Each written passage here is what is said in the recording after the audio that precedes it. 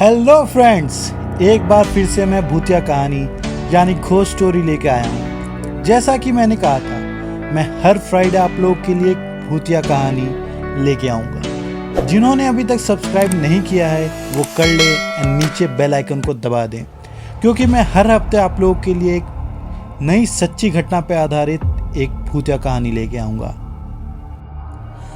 आप लोगों ने मेरे बिहार घोस्ट स्टोरी को बहुत सारा प्यार दिया, इस बार भी मैं बिहार के एक छोटे से गांव धर्मपुरा की सच्ची घटना पर आधारित एक कहानी लेके आया हूं, जहां मेरी टीम ने कुछ लोगों के इंटरव्यू लिए। मुकेश सिंह एंड टिंकू दोनों उसी गांव के हैं और दोनों ने उस जगह कुछ अजीब हरकतें महसूस किया एंड देखा भी है। तो आइए मैं आपको ले चलता हूं उसी जगह। तो आइए मैं आपको पहले वहाँ की कहानी बताता हूँ कि वहाँ हुआ क्या था। ऐसा सुना है कि करीब 50 साल पहले वहाँ पे किसी महिला ने अपनी जान ले ली थी, और ऐसा कहना भी है और माना भी जाता है कि जो भी इंसान अपनी उम्र से पहले अपनी जान ले लेता है वो अक्सर भूत प्रेत बन जाता है, क्योंकि मरने के बाद भी उनकी अधूरी इच्छाएं उन्हें जिंदा रखती हैं एक रूह के रूप में। ये है टिंकू जी, जो बताएंगे कि करीब 10 साल पहले उन्होंने वहाँ क्या महसूस किया। सिंह, जैसा कि मैंने सुना है आप अपने फुलवारी यानी बगीचे में कुछ भूत प्रेत पिशाच ऐसी आपने एक्टिविटी महसूस की है। क्या आप बताना चाहेंगे कि आपने क्या महसूस किया? जी, मुझे तो कहने में भी काफ़ी अभी डर लग रहा है, क्योंकि मेरे साथ ये घटना हो चुका है। क्योंकि मुझे पहले लोग बोलते थे लेकिन भरोसा नहीं था ऐसी बातों पे। एक रात यही हुआ था कि आम का दिन था और काफ़ी तेज़ आंधी हो रहा था, तो मैंने निकल गया मैं रात को अंधेरे में। मैंने टाइम भी नहीं देखा कि कितना टाइम हुआ है आम बीनने के लिए, कि उतने सारे आम गिरेंगे। आम बड़े बड़े हो गए थे। मैं फुलवारी में पहुंचा और आम बीनने लगा, तो वहाँ देखा कि आम बीनने के दौरान ही बहुत सारे पेड़ पे बंदर अचानक से कूदने लगे। तो मुझे थोड़ा सा ये डर हुआ। फिर मैंने देखा कि वहाँ एक ऊपर ताड़ का पेड़ था, वहाँ पे ऊपर पे एक बंदर बैठा हुआ था। वो अजीब सी मतलब उसका आँख दिख रहा था, लेकिन मैंने उस समय ध्यान नहीं दिया। मैं अपने आम बीनने में लग गया और अचानक से मुझे ऐसा लगा कि कोई पीछे से आवाज़ दे रहा है, एक लड़की की आवाज़ में।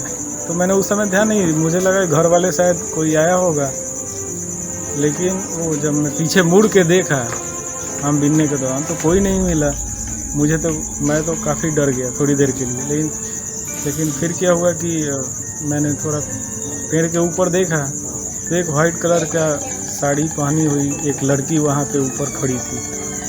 मैं तो काफ़ी डर गया, और जो गांव के लोग जो बोलते थे वो कहावतें, जी, वो बिल्कुल मेरे आंखों के सामने वो नज़र आने लगा। मैं तो बिल्कुल ये डर ही गया, और वहाँ से हनुमान चालीसा सब कुछ फेंक फाँक के हनुमान चालीसा पढ़ते हुए मैं वहाँ से घर भाग आया। घर आया तो मुझे काफ़ी तेज़ बुखार और बहुत सारी परेशानियाँ, मैं तो बेहोश हो चुका था, मुझे मालूम नहीं था। जी। तो घर वाले बहुत झाड़ फूँक वगैरह भी करवाए। जी।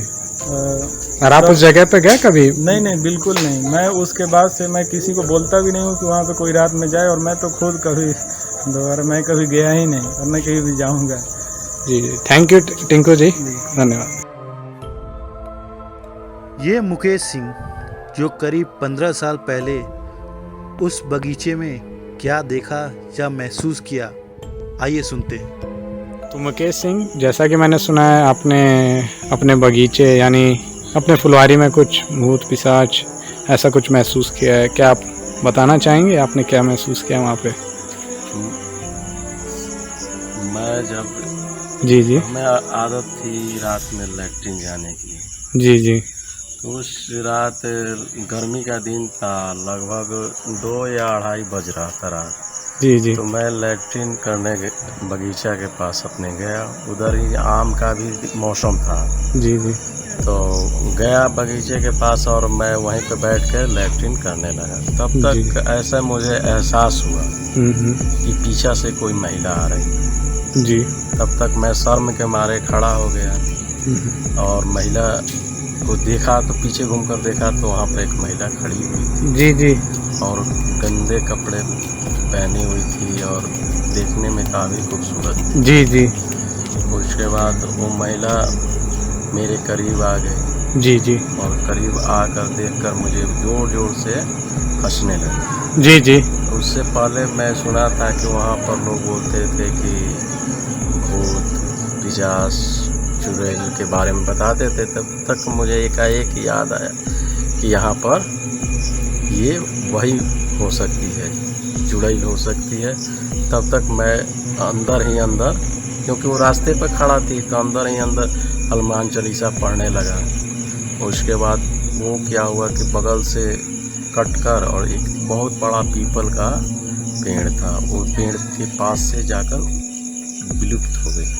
उसके बाद हमको दिखाई नहीं। तब तक मैं वहाँ से दौड़ना शुरू किया, अपने घर पर आ गया। घर पर आया तो यहाँ पर आया तो मेरा शरीर एकदम जलने लगा, बुखार हो गया जी जी और पूरा बदन में दर्द हो गया। तो अपने घर वालों को बताया कि ऐसे ऐसे घटना हुआ, तो उन लोगों ने ओझा गुनी को बुलवाया। उसके बाद झाड़ फूँक हुआ, जी जी तब जाकर मैं सामान्य रूप से हुआ। लेकिन कभी कभी मुझे ऐसा अभी भी लगता है कि वो महिला हमारी पीछा कर रही है। तो आप उस जगह पे कभी गए अकेले वापस? अब अकेले मैं उस जगह पर नहीं जाता हूँ, क्योंकि मुझे बहुत डर लगता है और मैं मानसिक रूप से उस समय से पीड़ित हूँ। तो